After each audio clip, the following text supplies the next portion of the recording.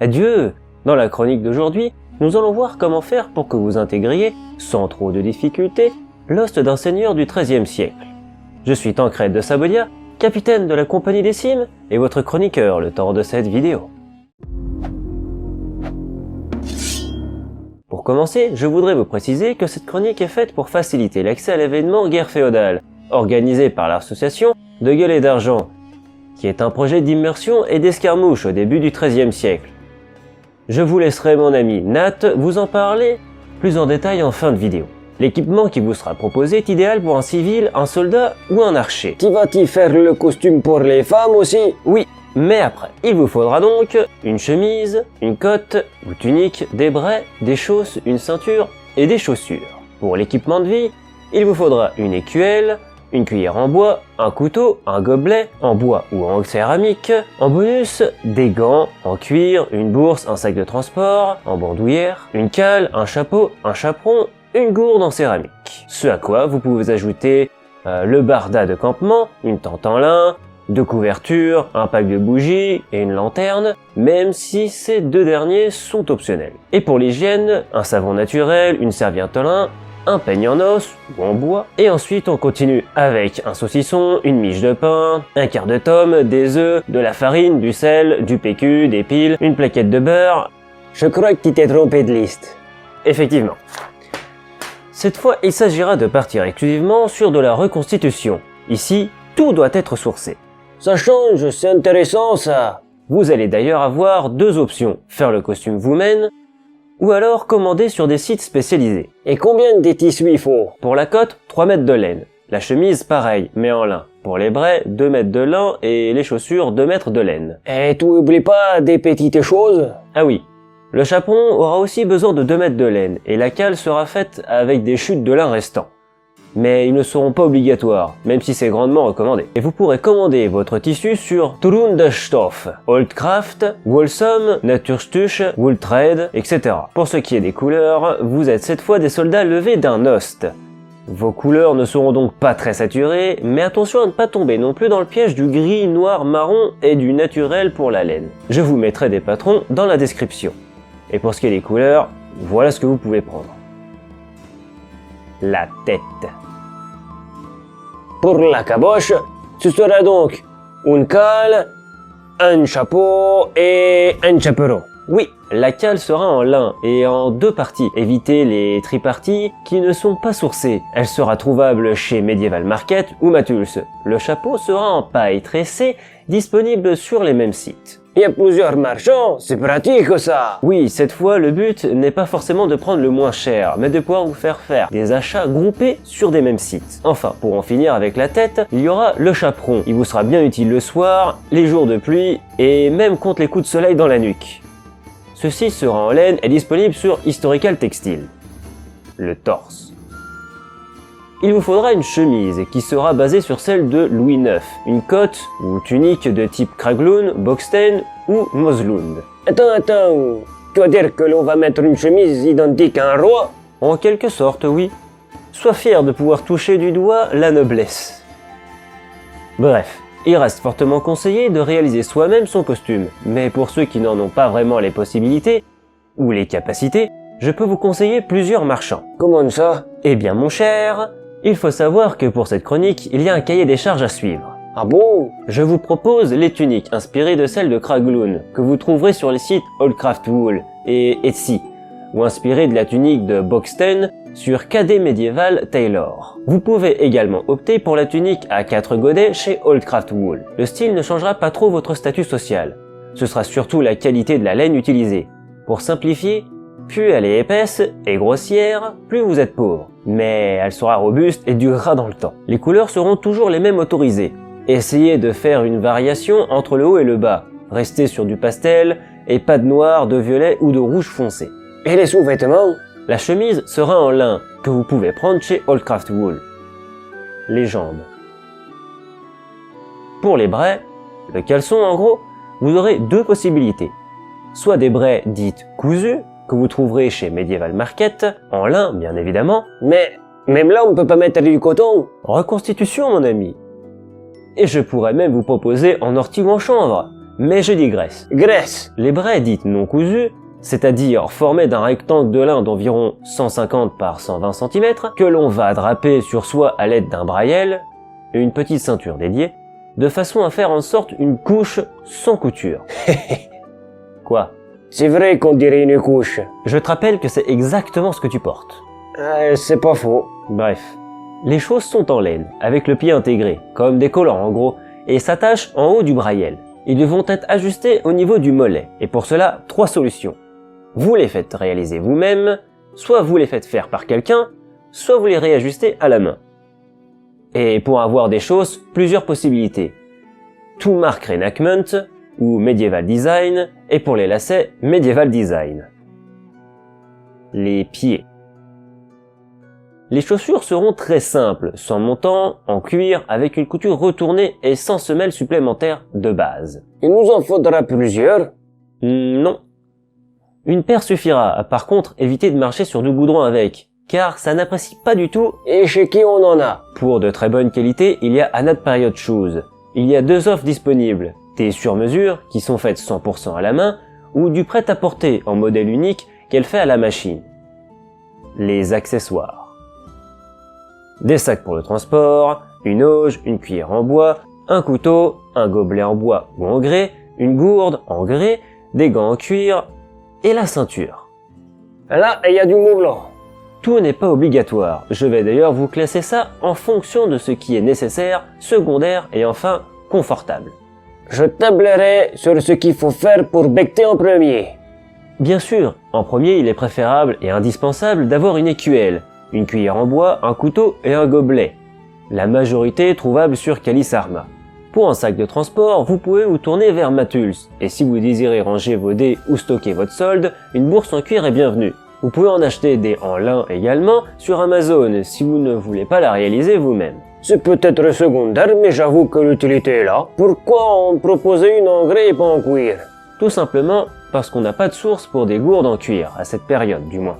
On a des suppositions de gourdes en bois en forme de tonnelet, mais celles qui ont été trouvées sont, à ma connaissance, en grès et donc disponibles sur Calisarma.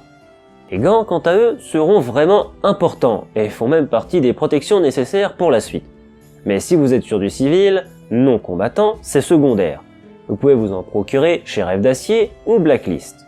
On finit avec la ceinture en cuir, qui devra être d'une largeur maximum de 2 cm, avec ce type de boucle, que vous pourrez avoir sur Labor Temporis, qui sont possibles pour hommes comme pour femmes d'ailleurs. Pour être précis, il vous faudra 2 ceintures. Mais pourquoi en avoir plusieurs? Une pour le braille et une autre pour la tunique. Tu n'avais pas dit qu'on pouvait avoir une ceinture en laine? C'est une possibilité, effectivement, et il est préférable de la nouer dans ce cas-là. Soit vous voulez une unique ceinture qui vous servira aussi bien pour la tunique et pour le gambison, prenez-la en cuir. Soit vous en prenez 2, une pour le civil et une pour le militaire. Le bivouac. Pour pioncer, il vous faudra une tente, une couverture, et voilà. Allez, ajoutez une hache, mais c'est tout. Bon, pourquoi pas, pour le confort, vous pouvez ajouter une fourrure par terre, qui vous servira d'isolation, et il y en a des très sympas sur Oldcraft Wool. Pour la tente, 2 possibilités. La version tarp à prendre en 3x2 sur Medieval Market, ou la version poivrière en petit modèle à prendre chez Sue Mills. Les sardines seront en acier, et chez Sue Mills également. Ce qui est sûr, c'est que s'il pleut, vous serez les premiers avertis. C'est pour ça que je vous conseille vivement de prendre 2 couvertures. En laine chez Ivana Création, qui fait un travail formidable. Une couverture c'est bien si votre budget est serré, mais vous risquez d'avoir froid, croyez-moi. Bon, sinon après il y a Amazon. Pour ceux qui veulent, une lanterne et des bougies sont des plus non négligeables, surtout pour les tours de garde, ou juste pour se repérer dans la pénombre. La lanterne sera disponible sur Calisarma, et les bougies tout simplement sur Amazon. Avec tout ça, vous avez le minimum pour un citoyen de classe basse ou moyenne du XIIIe siècle, même si nous n'avons pas encore regardé les vêtements pour la femme. Je vous ferai le costume féminin dans une prochaine chronique, mais continuons avec le nécessaire pour le soldat de base. Les protections. Pour les soldats, il vous faut un gant bison, un casque à nasal et des gants en cuir, ou gants boisés, sans oublier la cale gamboisée. Malheureusement, le site d'où provient mon gambi a fermé, vous n'aurez donc pas le même modèle que moi, ou presque.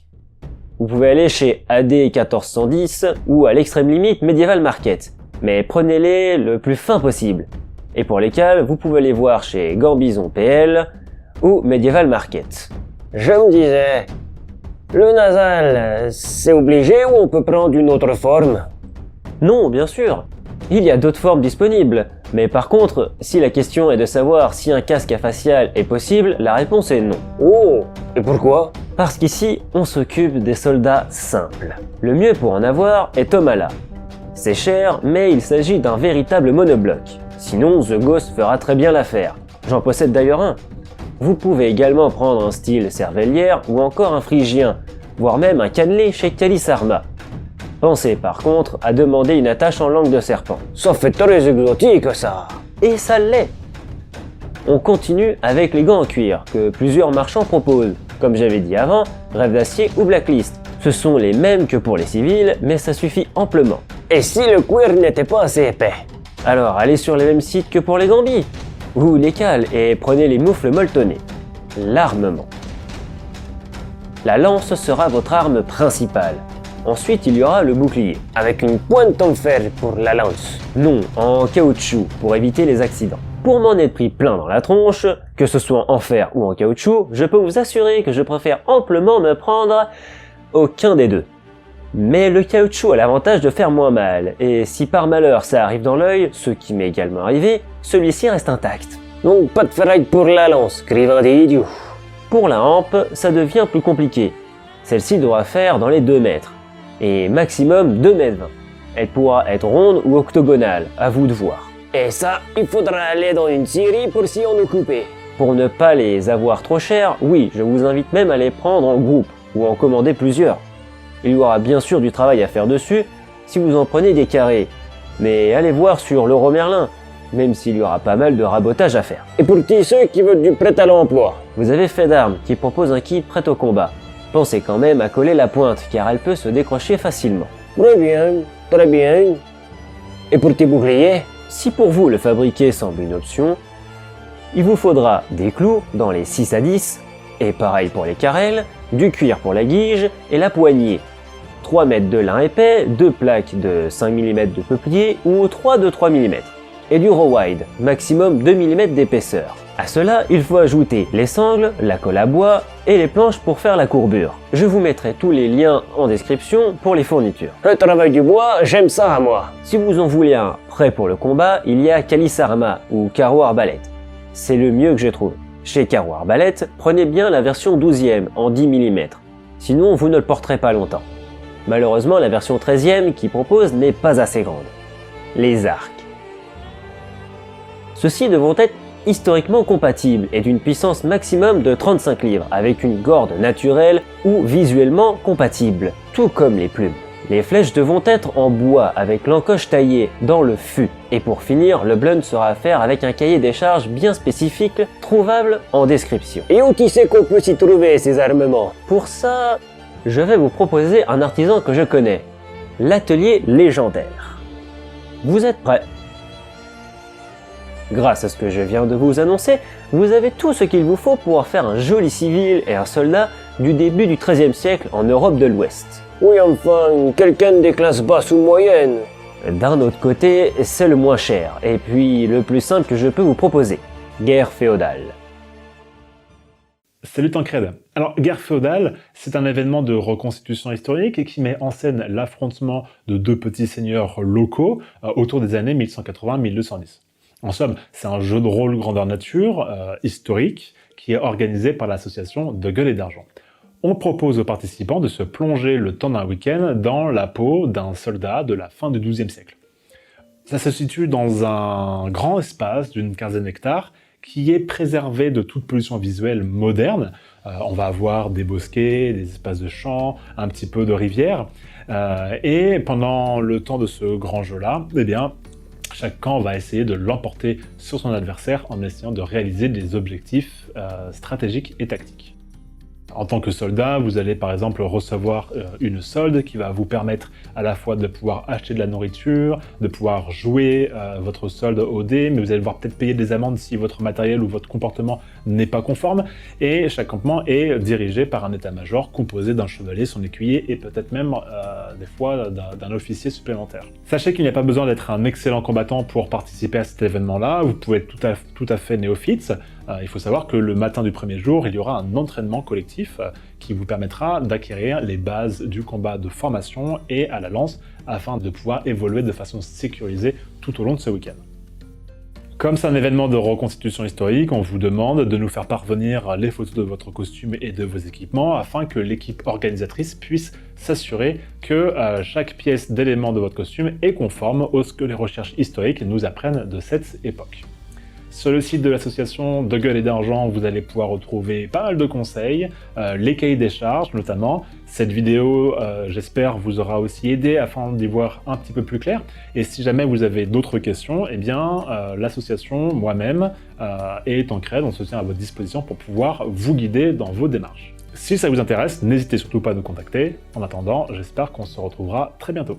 Voilà, j'espère que cette vidéo vous aura plu. Je tiens à remercier Nathanaël de la chaîne Nat Explorateur de l'Histoire pour m'avoir aidé dans l'écriture et la validation des sites, même si ce fut très laborieux. Un gros merci à lui. Si vous avez des questions, n'hésitez pas en commentaire, partagez pour que l'on soit nombreux sur l'événement, ou même pour répandre le costume de bonne facture, et surtout, mettre le pouce du soutien.